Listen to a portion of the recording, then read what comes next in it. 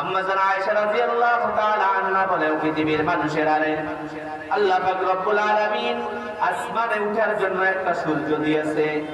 আল্লাহ রব্বুল আলামিন বিশেষভাবে আমি আয়েশার জন্য একটা সূর্য দিয়েছে। ও পৃথিবীর মানুষেরা, তোমরা কি জানো আসমানের ওই সূর্যের চাইতে আমার ঘরের মধ্যে যে সূর্য আল্লাহ পাক দিল, ওই সূর্যটা সবচাইতে আমার নিকট প্রিয়। সুবহানাল্লাহ। ওই সূর্যটা কেমন জানো? মানুষের জন্য আল্লাহ পাক আসমানের জন্য যে সূর্য, আসমানের মধ্যে যে সূর্য দিল গো, ওই সূর্য উঠে ফজরের নামাজের পর। কোন নামাজের পর উঠে সূর্য? ফজর নামাজের পর। অশামসি তাতলু বাদাল ইশাই। আর আমি আয়েশার জন্য আল্লাহ পাক যে সূর্য দিয়েছে, ওই সূর্য ফজরের পরে নয়, ওই সূর্য আমার ঘরে উঠে আসার নামাজের পর। কেমন সুন্দর ছিল নবী আমার। রাসূলের সৌন্দর্যের কথা কার কথা বলবো? আয়েশা রাদিয়াল্লাহু তাআলা আনহা বলে, যখন আমরা সেলাইয়ের কাজ করতাম, সুইয়ের মধ্যে যখন সুতা ঢোকানোর প্রয়োজন হতো, আমাদের ঘরে যখন বাতি থাকতো না, বাতির তেল যখন শেষ হয়ে যাইত, অপেক্ষা করতাম কখন নবী মুহাম্মদ আসবে, কখন নবী মুহাম্মদ আসবে। যখনই নবী মুহাম্মদ আসতো, আসার সাথে সাথে ঘরটা আলোকিত হয়ে যাইত।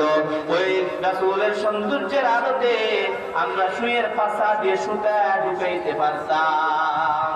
সুবহানাল্লাহ, এমন সুন্দর ছিল আমার নবী। عن جابر بن سمرة رضي الله تعالى عنه قال رأيت رسول الله صلى الله عليه وسلم في ليلة ضحيان। হযরত জাবির ইবনে সামুরা বলেন, আমি একবার রাসূল সাল্লাল্লাহু আলাইহি সাল্লামকে পূর্ণিমার চাঁদের রাতে আমি দেখতে গেলাম। ফাজালতু উনজুর ইলাইহি, ফাজালতু আমি সেখানে গেলাম, উনজুর ইলাইহি আমি রাসূলের দিকে তাকাইলাম, ওয়া ইলাল কমার এবং আমি চন্দ্রের দিকে তাকাইলাম। ফালাহু ইনদি আহসান মিনাল কমার, আমার নিকট মনে হলো ওই চাঁদের চাইতে সুন্দর হলো নবী মুহাম্মদ সাল্লাল্লাহু আলাইহি সাল্লাম।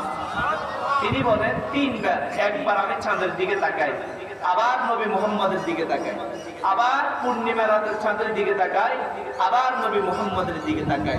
কিন্তু নবী মুহাম্মদের সৌন্দর্য পূর্ণিমার চাঁদের চাইতে সুন্দর ছিল। সুবহানাল্লাহ, এমন সুন্দর আমার নবী।